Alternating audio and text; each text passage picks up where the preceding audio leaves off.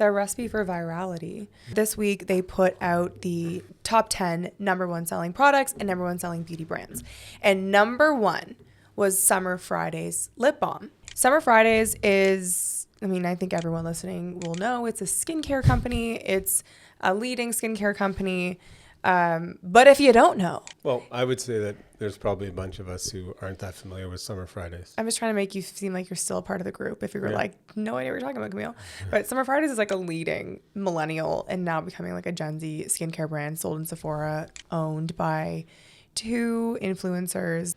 And the reason why the Summer Fridays lip balm being the number one beauty product is interesting is because this was a skincare brand and they pivoted to launching lip balms. So they introduced effectively a product that wasn't their hero product and owned the number one spot.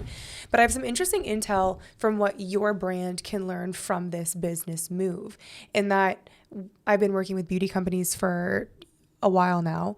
And when we were working with a huge drugstore company, they explained to me that the reason why so many beauty brands launch multiple SKUs of face wash is because it's a gateway product. So it's very difficult and very expensive to get people to switch their day cream or their night cream, right? There's more loyalty, there's more education. It's $100 friction to drop, right? So like you need to be convinced, that level of convince to get people to put their $100 there as opposed to where they're used to is difficult. And it's also, there's just so many friction points, so much randomness that goes into it. But what's interesting is people are the least loyal to face wash historically. So they would cheat on their array of brands with face wash. I could see that. But the new gateway product in beauty has become lip balm. And for a bunch of reasons. One, it taps into the lipstick effect. Like people can have like 20, 30. I have so many lip balms. I have zero loyalty. In fact, I'm like perpetually on the quest for the best lip balm.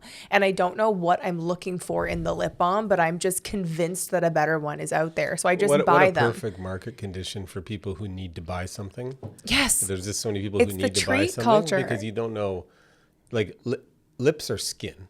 Yeah. Right. So it is skincare. It's just, Well, the best too is when it's like tinted a bit, 'cause it's makeup and it's skincare, right? Yeah. So that's what made it so intelligent, is that they basically have become a leading beauty brand because they were able to introduce a better gateway product into their brand universe.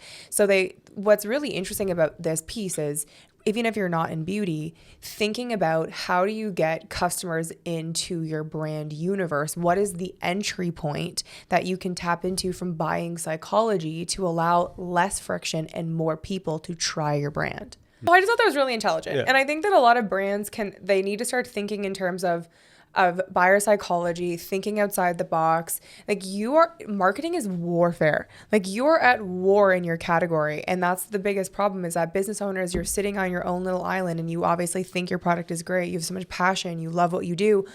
But if you're not making it easy for someone to come in and try your brand because of the limitations that exist within that industry, you are setting yourself up to fail.